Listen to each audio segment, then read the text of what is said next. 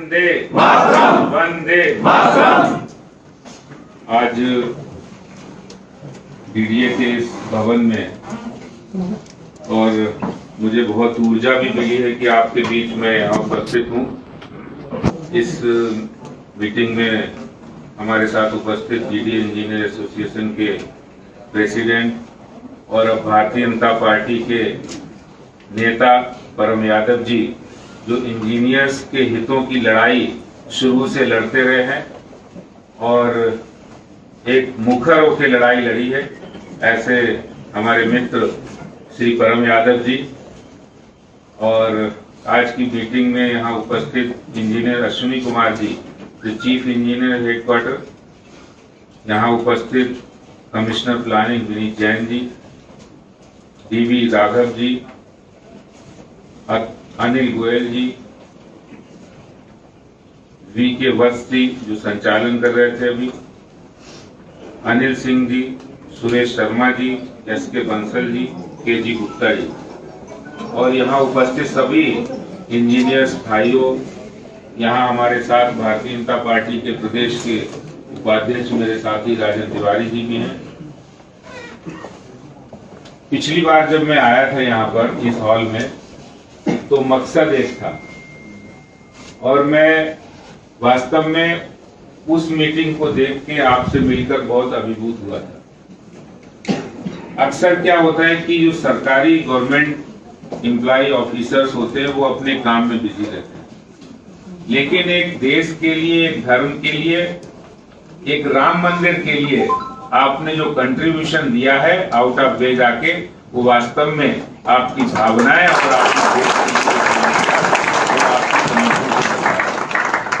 और शायद बहुत छोटा लक्ष्य दिया था, लेकिन उस लक्ष्य को भी आप लोगों ने पार करके दिखाया है और लगभग 26.5 लाख, जबकि शुरुआत में कहा कि 10 लाख रुपए, आप 5 लाख और उसको 26.5 लाख रुपए राम मंदिर जन्मभूमि में आपने गिलहरी योगदान दिया उसमें।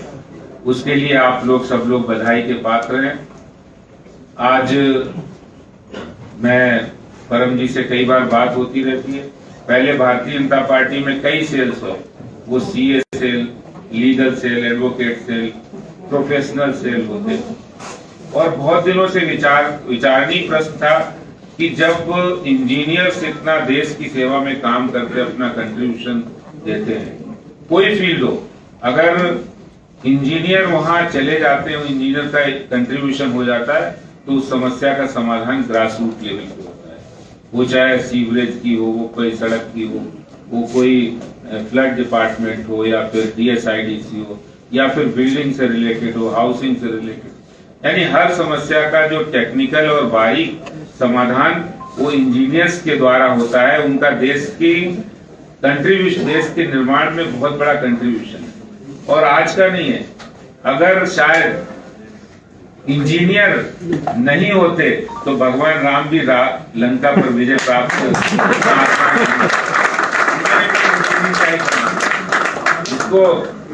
हम विश्वकर्मा दिवस मनाते हैं और बहुत बड़े इंजीनियर आज की आधुनिक मॉडर्न विश्वकर्मा विश्वेश्वरैया हुए। उन्होंने शायद 15 सितंबर को उनका हम लोग जन्म जयंती मनाते हैं। तो इंजीनियर्स का कंट्रीब्यूशन, ये बात सही, बहुत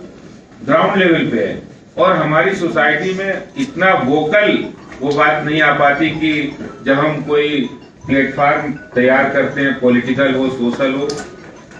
और मुझे इस बात की बहुत खुशी हो रही है और गर्व भी महसूस हो रहा है कि आप लोगों ने पिछले 32 इंजीनियर्स ने भारतीय जनता पार्टी ज्वाइन की। भारतीय जनता पार्टी इंजीनियर्स के आने से, ज्वाइन होने से आप लोगों के बहुत मजबूत होगी और इसीलिए हमने ये तय किया है कि हम इंजीनियर सेल गठन करने वाले हैं। और मैं आपको पहले से भी बता सकता हूं कि जितना काम परम जी ने किया है इंजीनियर्स के बीच में, तो इसमें कोई दो राय नहीं कि उसके अधिकारी भी परम यादव जी पहले से अनाउंसमेंट कर रहा हूँ। हालांकि वो अनाउंसमेंट पार्टी के ऑफिशियल लेवल पे 1 हफ्ते बाद होगा, 10 दिन बाद होगा, लेकिन परम यादव जी हमारी बीजेपी की स्टेट इंजीनियर सेल के कन्वीनर होंगे और आप परम यादव जी तय करेंगे कि को कन्वीनर कौन होगा और क्या उनके ऑफिस लीडर्स होंगे। जब तक परम जी के माध्यम से आप लोगों से मिलना हुआ और मुझे जब यहाँ आने का अवसर मिलता है तो मुझे ऐसा लगता है कि हम अपने परिवार के बीच आ गए, क्योंकि जो आपको आपके ऊर्जा मिलती है, समस्याएं होती हैं, और मैं समझता हूं कि जब कोई भी ऑफिसर देश के लिए काम करता है, अल्टीमेटली हम सब लोग कंट्री के लिए काम करते हैं, देश के लिए काम करते हैं, समाज के लिए काम करते हैं। अगर कहीं सड़क बनानी है, भाई किसी का काम है, कोई बिजनेस करता है, कोई अपना काम करता है, तो सड़क बनानी है, सीवर बनाना है, मेंटेनेंस के काम है, फ्लैट्स बनाने हैं, जो भी काम है वो डैम बनाने, इंजीनियर्स बनाते हैं, वो देश के लिए बनाते हैं। तो वो उनकी पर्सनल ऐसी समस्याएं नहीं होनी चाहिए। जैसे अभी 4 प्रमुख समस्याओं का जिक्र किया है, जैसे ग्रेड पे का, और दूसरा एक रीस्ट्रक्चरिंग के बारे में तो मैं कहूंगा, अभी हमारे कमिश्नर प्लानिंग भी हैं और हेडक्वार्टर इंचार्ज भी हैं, कमिश्नर पर्सनल हैं, तो कभी भी कोई भी इंस्टीट्यूट होता, कोई भी संस्था होती, उसका टॉप लाइट ही होना चाहिए और बॉटम उसका हैवी होगा, तो वो ज्यादा यूजफुल और ज्यादा इफेक्टिव होगा। तो मैं समझता हूँ कि प्रिंसिपल को अडॉप्ट करना चाहिए। और पीएम उदय के बारे में शायद कोई योजना आई है, तो उसमें मैं इस बारे में भी वीसी साहब से बात करूंगा। अगर आप कह रहे हैं कि इसमें मैं कुछ हुए हैं भर्ती, जो लोग जिनको ये काम करना है, रेवेन्यू डिपार्टमेंट जो देखते हैं, तो और जो रिक्त पद हैं उनको भी भरा जाए। इन चारों विषयों को लेके मैं बहुत सिंसियरली जो हमारे ऑफिसर्स यहाँ बैठे हैं उनको, उनके साथ भी, और इसके साथ साथ हम जो हमारे वाइस चेयरमैन है रखूंगा ही, और ये भी मेरा एश्योरेंस है कि इन कामों को सिंसियरली ये काम होने चाहिए। इस बात का मैं आपको एश्योरेंस दे सकता हूँ। मैं ये कहता हूँ कि देखिए, ये बात सही कि देश की, हम लोग अभी आजादी का दिवस भी मनाने जा रहे हैं 15 अगस्त को। देश की आजादी का 75वां साल में हम लोग प्रवेश करने वाले हैं, और इन 75 सालों में पिछले 7 साल से नरेंद्र मोदी जी प्रधानमंत्री हैं। इसमें कोई संदेह नहीं कि आज भारत ही नहीं, पूरे विश्व के जो लोग हैं वो भी नरेंद्र मोदी जी के विजन को, नरेंद्र मोदी जी की नीतियों को आज वो एडॉप्ट करना चाहते हैं, और उनको उनकी नीतियों के बारे में बहुत ज्यादा सहमत है देश का हर व्यक्ति। क्योंकि नरेंद्र मोदी जी का एक ही विजन है, वो विजन है नेशन फर्स्ट।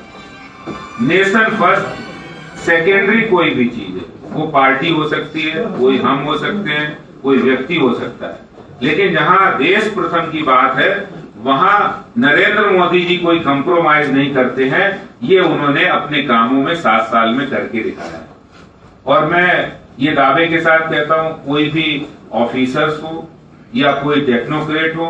या कोई जो देश में कंट्रीब्यूट करने वाले वैज्ञानिक और डॉक्टर हो, उनको बहुत सम्मान देने की बात प्रधानमंत्री जी करते हैं, और वही भारतीय जनता पार्टी करती है, क्योंकि जो देश के लिए 24 घंटे काम करने के लिए विजन रखते हैं, आप जैसे इंजीनियर जिनका कोई टाइम पीरियड नहीं होता है, और मुझे शायद ये भी पता है कि डीडीए हो या कोई डिपार्टमेंट हो, इसमें इंजीनियर का कोई ओवर टाइम नहीं होता है। तो ये अपने आप में बड़ी बात है कि इंजीनियर वो 10 बजे उसका टाइम है 10 से 5 आने का, लेकिन उसको 6 बजे भी बुलाया जाएगा तो 6 बजे भी आएंगे। अगर रात को 12 बजे भी उनको जरूरत है तो 12 बजे भी आएंगे। तो ये जो आपकी भावना है, उस भावना को भारतीय जनता पार्टी सम्मान करती है, और आपकी भावनाओं के अनुरूप हम काम करेंगे। आपके हितों की लड़ाई भी लड़ेंगे, और साथ ही साथ जो आपका देश और समाज के प्रति जो आपका जज्बा है उसकी भी हम कद्र करते हैं। आज मुझे यहाँ डीडीए मेंबर के रूप में मैं अपने रूम में बैठूंगा, तो आप सब लोगों से मुझे यहाँ रूबरू होने का अवसर मिला और मिलने का अवसर मिला परम जी के माध्यम से, और हमारे दोनों अश्विनी जी और विनीत जैन जी, मैं आपको ये एश्योरेंस देता हूं कि आपको किसी भी समय मैं यहाँ पद पे रहूं या नहीं रहूं, या मैं कुछ भी रहूं, लेकिन मैं भारतीय जनता पार्टी के अभी अध्यक्ष के नाते आपके हितों की लड़ाई के लिए, बात के लिए कहीं भी किसी लेवल पे आपकी बात को कह सकता हूं। आपने यहाँ मुझे आमंत्रित किया, मेरा बहुत सम्मान किया और मेरी बात को भी ध्यानपूर्वक सुना, इसके लिए मैं हृदय की गहराइयों से आपका बहुत धन्यवाद करता हूँ। जय हिंद, जय भारत।